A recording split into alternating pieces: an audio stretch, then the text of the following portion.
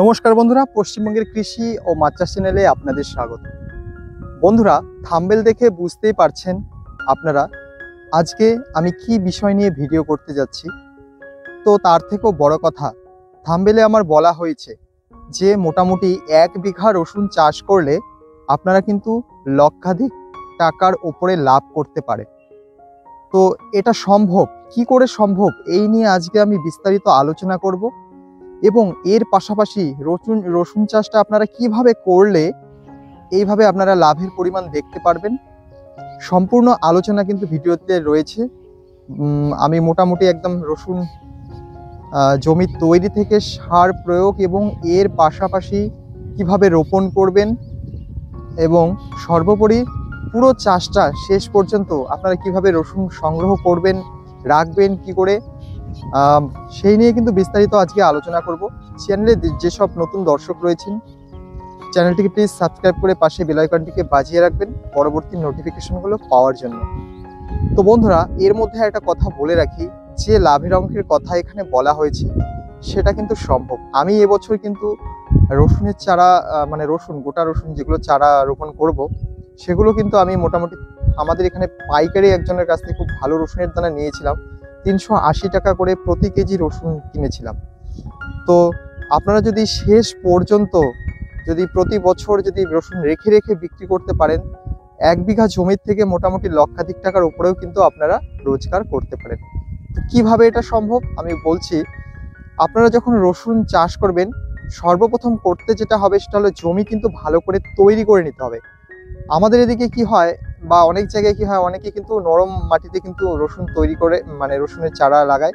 তো সেক্ষেত্রে কিন্তু বিনা চাষে রসুন কিন্তু কখনোই এতটা ফলন আসবে না যতটা না আমরা চাষ করে পাবো।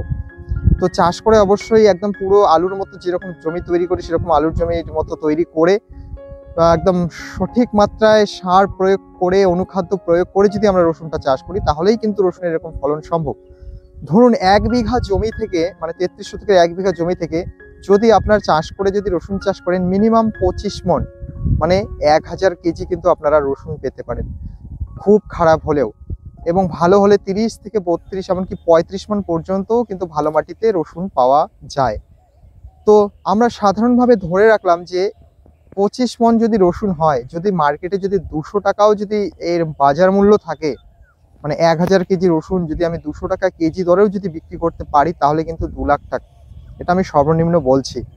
এবার বাজার কম বেশি হতে পারে, কিন্তু প্রতি বছরই আমরা রসুনের বাজার দেখি যে শেষের দিকে, অর্থাৎ মোটামুটি দুর্গাপুজোর পর থেকে কিন্তু রসুনের বাজার কিন্তু প্রচণ্ড হারে কিন্তু বৃদ্ধি পায় এবং সারা বছরই মোটামুটি 200 টাকার উপরেই কিন্তু রসুনের বাজার থাকে, ভালো রসুন।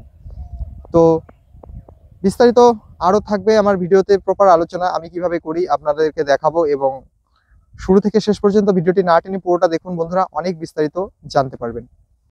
তো বন্ধুরা, শুরুতেই যে বিষয়ে আমরা নজর রাখবো সেটা হচ্ছে আমরা রসুন চাষটা কখন করব। আমাদের উত্তরবঙ্গে সাধারণত মোটামুটি অক্টোবর মাসের 20 তারিখের পর থেকে নভেম্বর মাস সম্পূর্ণ মাসটা আমরা কিন্তু রসুন চাষ করতে পারি। এক্ষেত্রে কিন্তু কোনো সমস্যা হবে না, এই সময়টা একদম পারফেক্ট সময় রসুন চাষের জন্য। এবার আসি মাটি, কি ধরনের মাটিতে সবথেকে রসুন ভালো হয়। তো বন্ধুরা, এদিকে কিন্তু এটা কিন্তু একটা খুব গুরুত্বপূর্ণ বিষয় রসুন চাষের ক্ষেত্রে। মাটিটা আপনারা সবসময় দোআঁশ মাটিতে রসুন চাষ করবেন। রসুন চাষ কিন্তু দোআঁশ মাটিতে সবথেকে বেশি ভালো হয়। বিশেষ করে আশেপাশে কোনো ধরুন ছড়া জাতীয় বা বড় পুকুর বা দিঘি জাতীয় যে জায়গাগুলো রয়েছে, সেখানকার আশেপাশের মাটি সাধারণত দোআঁশ মাটি হয়ে থাকে, জলের টান থাকে। তো সেই মাটিগুলোতেই কিন্তু সবথেকে ভালো কিন্তু রসুনের চাষ হয়ে থাকে। তো এবার আসি জমি তৈরি। আমরা কিভাবে জমি তৈরি করলে মোটামুটি 25 থেকে 30 মণ রসুনের ফলন পেতে পারি 33 শতক জমি থেকে। এবার বাংলাদেশ থেকে যেসব দর্শক বন্ধুরা দেখছেন, আপনাদের ওখানকার কি পরিমাণ সার প্রয়োগ করতে হবে 33% জমিতে, সেটাও আমি বলে দেব। তো এবার আসি সারের হিসেব। পরিমাণ মতো জৈব সার অর্থাৎ গোবর সারের কথা বলছি।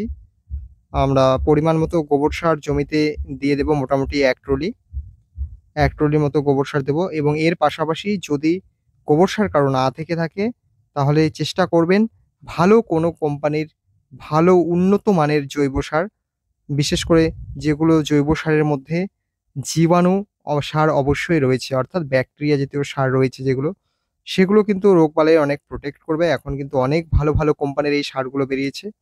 তো এগুলো আপনারা ব্যবহার করবেন জমিতে। মোটামুটি যে কোম্পানি যে মাত্রায় ১ বিঘাতে ব্যবহার করতে বলেছে সেই মাত্রায় ব্যবহার করবেন। এর পাশাপাশি আপনারা সরিষার খোল, যদি গোবর না থেকে থাকে তাহলে ৪০ থেকে ৫০ কেজি সরিষার খোল আপনারা কিন্তু জমি যখন ১ম লাঙলের ফাল দেবে, সেই লাঙলের ফাল দেওয়ার ১ম চাষে কিন্তু আপনারা দিয়ে রাখবেন। এই রসুন চাষের সময় কিন্তু মিনিমাম ওই আলু চাষের মতোই জমি তৈরি করবেন। কমপক্ষে ৪ টা থেকে ৫ টা চাষ দেবে। ১ম এ ফাল মেরে নেবেন। ফাল মেরে নেওয়ার পর ভালো করে মোটামুটি ৪ থেকে ৫ দিন শুকিয়ে নেবেন।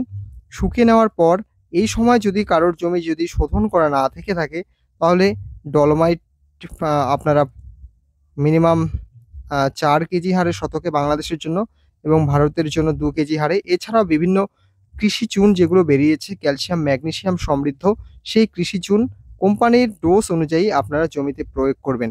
এবং যদি মনে হয় যে জমিতে ব্যাকটেরিয়া ঘটিত আ রোগ বরাবরই কোনো না কোনো ফসলে চলে আসছে, সেক্ষেত্রে আমরা জমিটা আপনারা শোধন করে নিতে পারেন ট্রাইকোডার্মা পাউডার দিয়েও, এমনকি এর পাশাপাশি ব্লিচিং পাউডার ছিটিয়েও। সেটা হচ্ছে বিঘেতে যদি ব্লিচিং পাউডার হয় অন্তত ২ থেকে ২.৫ কেজি ৩৩ শতকে। তো এভাবে ১ম হাল দেওয়ার পর আপনারা এভাবে জমিটাকে শোধন করলে করতে পারেন, বা না করলেও আপনারা এভাবে জৈব সার ছিটিয়ে দিয়ে কিন্তু রাখবেন।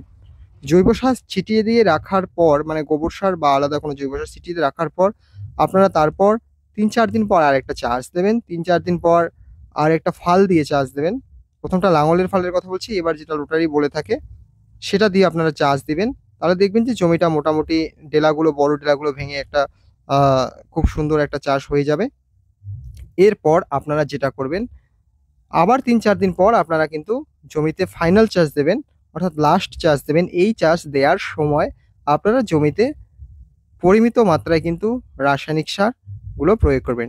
আর জৈব সারগুলো প্রয়োগ করার সময় আপনারা কিন্তু সেই জৈব সার, গোবর বা যে কোম্পানির জৈব সার ইউজ করুন না কেন, আপনারা কিন্তু আলাদা করে গোবরের সাথে কিন্তু যেটা জিঙ্ক রয়েছে, সেই জিঙ্কটা কিন্তু আপনারা ৩৩ শতকে ১.৫ থেকে ২ কেজি হারে প্রয়োগ করবেন। অর্থাৎ এটা ফসফেটের সঙ্গে কখনোই মিশ্রিত করে দেবেন না।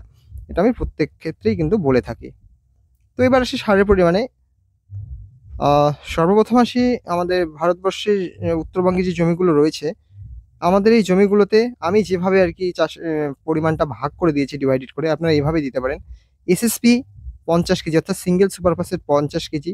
বাংলাদেশ থেকে যেসব বন্ধুরা দেখছেন আপনাদের ওখানে আপনারা টিএসপি ব্যবহার করতে পারেন মোটামুটি ৩০ থেকে ৩৫ কেজি। এবার আমি আসছি পটাশ, এমওপি, লাল পটাশ যেটা, সেটা আপনারা ২০ কেজি দিতে পারেন। ২ দেশের জন্যই সেম। ইউরিয়া ১০ কেজি দেবেন, ২ দেশের জন্যই সেম। তবে বাংলাদেশের আপনারা ১৫ কেজি দিতে পারেন। এছাড়াও আপনারা বোরন দেবেন হচ্ছে মিনিমাম ১.৫ থেকে ২ কেজি ২ দেশের জন্যই। এবং ডিএপি কিন্তু আমি দিতে বলব ১০ কেজি করে, আপনারা ডিএপিটা অবশ্যই দেবেন। আর বাংলাদেশের বন্ধুরা আপনারা জিপসাম দেবেন ২৫ কেজি। এছাড়াও ভালো কোনো কোম্পানির যদি জাইম থেকে থাকে, অর্থাৎ মোটামুটি ১০-১২ টা অনুখাদ্য সমৃদ্ধ খাবার, যেমন জিঙ্ক, জিঙ্ক তো আমি আগেই বলেছি। তাছাড়া অনুখাদ্যের মধ্যে যদি এগুলো থেকেই থাকে, জিঙ্ক, বোরন, মোলাবেডিনাম, এর পাশাপাশি ক্যালসিয়াম, ম্যাগনেসিয়াম, আয়রন, এই জাতীয় যে অনুখাদ্যগুলো রয়েছে সবকিছু মিক্স, এবং এর সাথে যদি সামুদ্রিক শৈবাল জাতীয় কিছু দানা থেকে থাকে সমৃদ্ধ সার, সেগুলো আপনারা বিঘে ২ থেকে ৩ কেজি হারে দেবেন। এবং হিউমিক অ্যাসিড সমৃদ্ধ কিছু দানাদার অনুখাদ্য, এবং এর পাশাপাশি এই হিউমিক অ্যাসিডের পাশাপাশি কিন্তু আপনাদের মনে রাখতে হবে যেন যে আমরা অনুখাদ্যগুলো ব্যবহার করছি এর মধ্যে যেন অবশ্যই যেন আপনারা যে বিষয়গুলো খেয়াল রাখবেন তার মধ্যে অন্যতম হচ্ছে ফ্লোরিক অ্যাসিড যেন অবশ্যই থাকে। এবং এর পাশাপাশিও যেটা সবথেকে গুরুত্বপূর্ণ বিষয়, সেটা হচ্ছে এগুলো যেন সবথেকে একটা ভালো কোম্পানির হয়ে থাকে। এখন কিন্তু বিভিন্ন কোম্পানির চলে এসছে মার্কেটে, কিন্তু আপনারা দেখে শুনেই নেবেন। মোটামুটি যেন এই জাইমগুলো যেন খুব ভালো কোম্পানির হয়, তাহলে কিন্তু আপনারা ভালো রেজাল্ট পাবেন। এই জাইমগুলো মোটামুটি ৩ থেকে ৪ কিলো হারে আপনারা রসুনের জমিতে প্রয়োগ করবেন।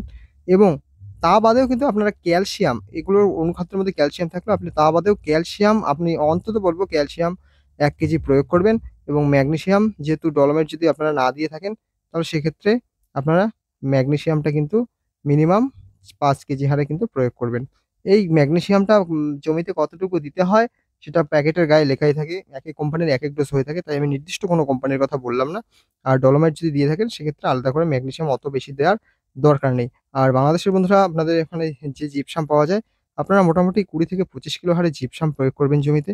এবং এর পাশাপাশি যেগুলো অনুখাদ্যের কথা বলে রাখলাম, আপনারা যদি আপনাদের ওখানে পেয়ে থাকেন তাহলে এই ভালো অনুখাদ্যগুলো কিন্তু অবশ্যই কিন্তু জমিতে ব্যবহার করবেন। তো এইভাবে মোটামুটি জমি প্রস্তুত করে তারপরে আপনারা কিন্তু সুন্দরভাবে চাষটা দিয়ে নেবেন। দুবার যদি চাষটা করে দেন, মাটি একদম খুব সুন্দর তৈরি হয়ে যাবে।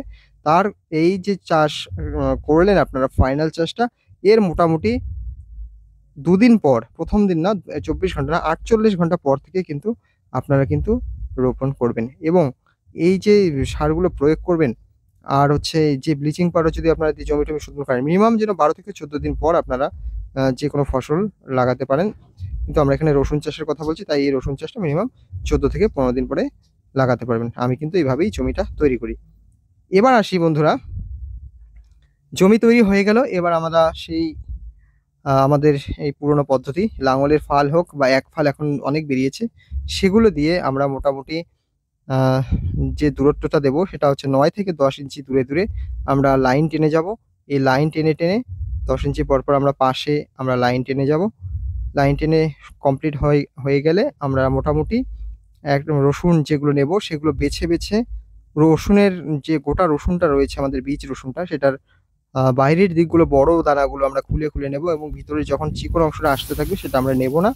এই বড় দানাগুলো আমরা নিয়ে মোটামুটি ধরুন যে আপনারা যে অনুপাতে রসুন রোপণ করবেন সেটা মোটামুটি ধরুন যে হচ্ছে এই ৬ সেমি, ৬ থেকে ৭ সেমি এই অনুপাতে কিন্তু আপনারা কিন্তু ৬ থেকে ৭ সেমি দূরে দূরে কিন্তু রসুনটা কিন্তু রসুনের কোয়াগুলো আপনারা রোপণ করবেন। এভাবে রোপণ করে তারপর রসুনগুলোকে আপনারা পা দিয়ে হোক সে বা হাত দিয়ে হোক মাটিগুলো পুরো ঢাকা দিয়ে দেবেন। এভাবে ঢাকা দিয়ে দেওয়ার পর মোটামুটি কিন্তু ২০ থেকে ২ সপ্তাহের মধ্যে কিন্তু রসুনের গাছ পুরোপুরি একদম সুন্দরভাবে বেরিয়ে যাবে, একদম পুরো বেরিয়ে যাবে। আপনারা কিন্তু এইভাবে রসুনটাকে বুনে দেবেন। তারপর পরবর্তী পরিচর্যাগুলো আমি কিন্তু পরের ভিডিওতে আবার বলবো। তো বন্ধুরা, এভাবে যদি আপনারা রসুন চাষ করেন আমি আশা করছি এর থেকে লাভজনক চাষ আর হয় না। আপনারা কিন্তু খুব সুন্দরভাবে এই চাষটা করতে পারেন। তবে মাটিতে একবার ট্রাই করে নেবেন। প্রথম অবস্থায় এত বীজ আপনারা কিনে করবেন না। সবথেকে যেটা ভালো বুদ্ধি, আপনারা ১ম বার ৫ কেজি ১০ কেজি করে করুন, নিজে বীজ তৈরি করুন, তারপর আপনারা বড় আকারে করুন। সেক্ষেত্রে কিন্তু প্রচুর লাভ হয়। কারণ রসুনের বীজ আমি আগেই বললাম যে প্রচুর দাম হয়। তো আপনারা মোটামুটি ৳৩০০ উপরে কিন্তু রসুনের বীজ কিনতে হয়। তো যদি আপনারা নিজেই অল্প করে ১ম বার একটু কিনে করলেন, পরের বার থেকে যদি করেন তাহলে কিন্তু একটা ভালো লাভের কিন্তু অঙ্ক কিন্তু থেকে যায় এই রসুন চাষে। আর রসুন যেটা রাখবেন, রসুন চাষ করার পর মোটামুটি রসুন রেডি হওয়ার পর তুলে একটা আলাদা ঘরে শুকনো করে যেভাবে আমরা তামাক ঝুলিয়ে রাখি বা ভুট্টা ঝুলিয়ে রাখি, এভাবে কিন্তু রেখে মাঝে মাঝে রোদ দিয়ে রাখতে হবে। তো এই ছিল বন্ধুরা আজকের ভিডিও। ভিডিওটি আপনাদের কেমন লাগলো অবশ্যই কমেন্ট করবেন। আপনাদের কোনো অসুবিধা হলে কমেন্ট বক্সে লিখবেন। কে কোথা থেকে দেখছেন আপনারা কমেন্ট করবেন। আপনাদের ওখানে কি রকম রসুন চাষ হয়? আপনারা কি পদ্ধতিতে করেন একটু সংক্ষেপে আমার কমেন্ট বক্সে লিখবেন। ভালো লাগবে চ্যানেলটিকে লাইক করবেন, শেয়ার করবেন এবং সকলের মাঝে ছড়িয়ে দেবেন।